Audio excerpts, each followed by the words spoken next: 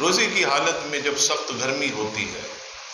تو بعض روزہ دار جو ہے یہ بار بار اپنے سر پر جو ہے وہ ٹھنڈا ٹھنڈا پانی جو ہے وہ ڈالتے ہیں۔ بعض لوگ جو ہے تھوڑی تھوڑی دیر میں اٹھ کر نلکے کے نیچے اپنا سر رکھ دیتے ہیں، بہت سے جو ہے وہ برتن میں لے کر ٹھنڈا پانی اپنے سر پر ڈالتے ہیں۔ تو سوال یہ ہے کہ کیا سر پر پانی ڈالنے سے روزہ ٹوٹ جاتا ہے؟ تو یاد رکھیے گا، روزے کی حالت میں اگر کوئی شخص ٹھنڈک کے لیے سر پر پانی ڈالے تو اس سے روزہ جو ہے وہ نہیں ٹوٹے گا۔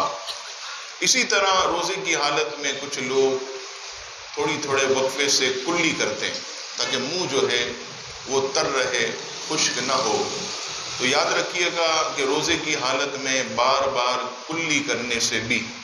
روزہ جو ہے وہ نہیں ٹوٹتا۔ اسی طرح عزیزان گرامی، روزے کی حالت میں اگر کسی کو احتلام ہو جائے، اب جانتے ہیں کہ یہ مسائل بھی آپ کی خدمت میں عرض کرنا یہ ضروری ہوتے، کوئی اسے بے حیائی نہ سمجھے، بلکہ شریعت کے اندر حیا یہی ہے کہ آدمی جو ہے تمام دین کے مسائل لوگوں تک پہنچائے۔ اگر کوئی شخص نیند میں سو رہا، روزے کی نیت کر کے فجر کی نماز پڑھ کے سو گیا اور صبح اٹھ کے دیکھا تو احتلام ہو چکا ہے، یعنی اس پر غسل فرض ہو چکا، تو ایسی صورت میں جو ہے اس کا روزہ نہیں ٹوٹے گا۔ وہ پریشان نہ ہو، اٹھے اور کلی کرے، گرگرہ نہ کرے، ناک میں ہلکا سا پانی چڑھائے، یعنی اوپر کھینچے نہیں، تھوڑا سا پانی ناک میں ڈال کر پھر اس کے بعد پورے بدن پر پانی بہا لے تو اس کا جو ہے وہ غسل ادا ہو جائے گا اور روزہ بھی باقی رہے گا۔ یہاں پر ایک چیز میں عرض کروں کہ لوگ پوچھتے ہیں کہ روزے کی حالت میں کوئی گندا خیال آ جائے یا راستے میں جاتے ہوئے کوئی ایسی گندی تصویر بے پردہ عورت کی دیکھی یا موبائل پر آدمی جو ہے کوئی چیز ڈھونڈتا ہے، اس میں کوئی ایسی گندی تصویر آ گئی اور اس کی وجہ سے پیشاب کے مقام سے قطرہ نکل گیا، تو کیا ایسی صورت میں جو ہے روزہ ٹوٹ جائے گا؟ تو یاد رکھیے گا، روزے کی حالت میں اگر کوئی شخص روزہ دار راستے سے گزر رہا یا بیٹھے بیٹھے گندے خیالات، برے خیالات آنا شروع ہو جائیں جس کی وجہ سے اس کے پیشاب کے مقام سے کوئی قطرہ وغیرہ نکل جائے تو اس سے جو ہے وہ روزہ نہیں ٹوٹتا۔ یہاں تک کہ اگر غسل بھی فرض ہو جائے، یعنی برے خیالات اتنے حاوی ہوئے کہ بیٹھے بیٹھے ہی جو ہے اس پر غسل فرض ہو گیا، یعنی پیشاب کے مقام سے مکمل جو ہے وہ منی خارج ہو گئی، تو ایسی صورت میں بھی جو ہے اس نے جان بوجھ کر کچھ نہیں کیا، اس لیے اس کا روزہ نہیں ٹوٹے گا۔ یہاں پر ایک بات عرض کرتا چلوں کہ مرد کے پیشاب کے مقام سے 3 چیزیں جو ہے یہ نکلتی ہیں۔ سب سے پہلی چیز جو ہے یہ منی ہے، نمبر 2 ودی اور نمبر 3 جو ہے یہ مذی ہے۔ منی آپ جانتے ہیں کہ جب انسان پر برے خیالات حاوی ہوتے ہیں، حاوی ہونے کے بعد شہوت کے ساتھ جو اس کے پیشاب کے مقام سے سفید رنگ کی منی نکلتی ہے اس سے جو ہے وہ غسل فرض ہو جاتا ہے۔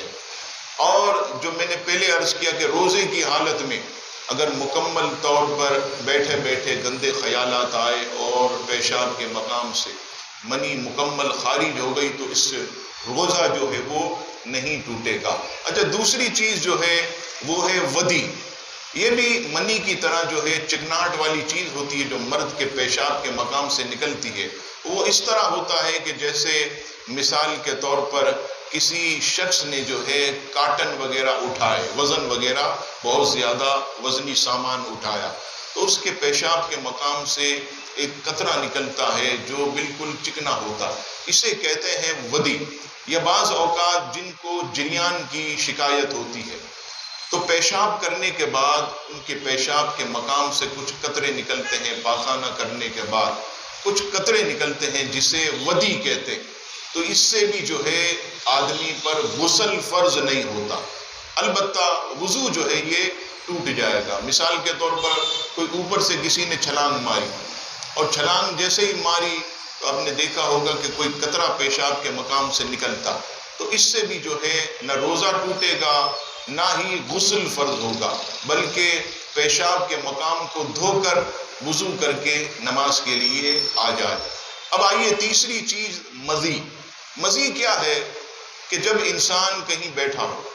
یا کوئی بے پردہ عورت کی طرف اس کی نظر اٹھ جائے، تو نظر اٹھتے ہی ایک چیز جو ہے انسان کے پیشاب کے مقام سے نکلتی ہے، اسے کہتے ہیں مزی۔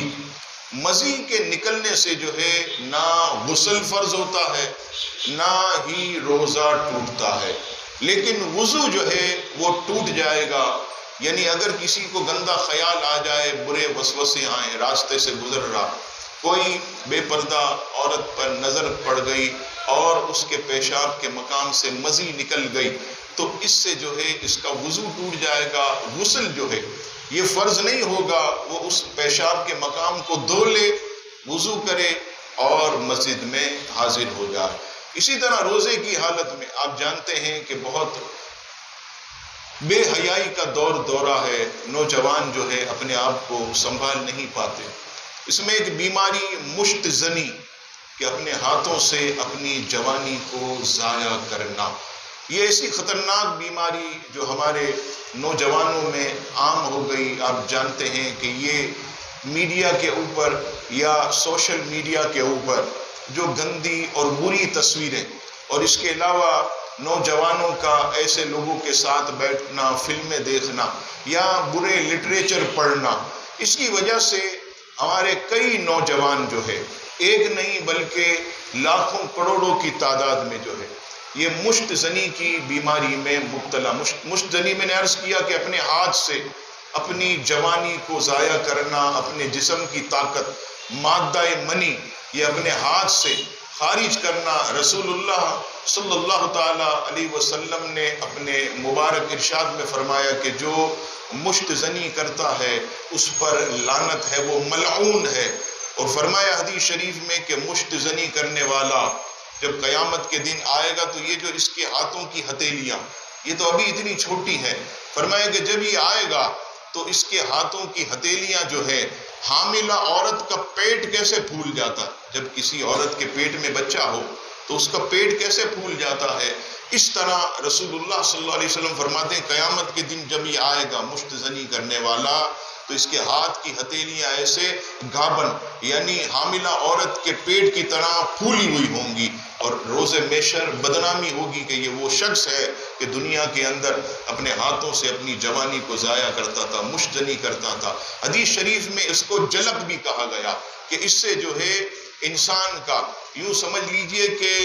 حیات کے لیے جو ضروری چیز ہے وہ خاص مادہ، وہ انسان جب ضائع کرتا رہتا ہے تو اس کے جسم میں ایک عجیب سی کمزوری اور اس کی ہڈیاں کمزور ہوتی ہیں۔ تو میں مسئلہ یہ عرض کر رہا تھا کہ اگر کوئی روزے کی حالت میں مشت زنی کرے تو مشت زنی کرنے سے اس کا روزہ ٹوٹ جائے گا۔ لیکن یہاں پر ایک اور مسئلہ عرض کروں کہ اگر کسی نے روزے کی حالت میں مشت زنی کی، روزہ تو ٹوٹ گیا، اب اس روزے کی رمضان کے بعد اسے قضا کرنی ہوگی، کفارہ جو ہے اس پر کچھ نہیں ہوگا، صرف اور صرف جو ہے ماہ رمضان کے بعد اس ایک روزے کی جو ہے اسے قضا کرنی ہوگی۔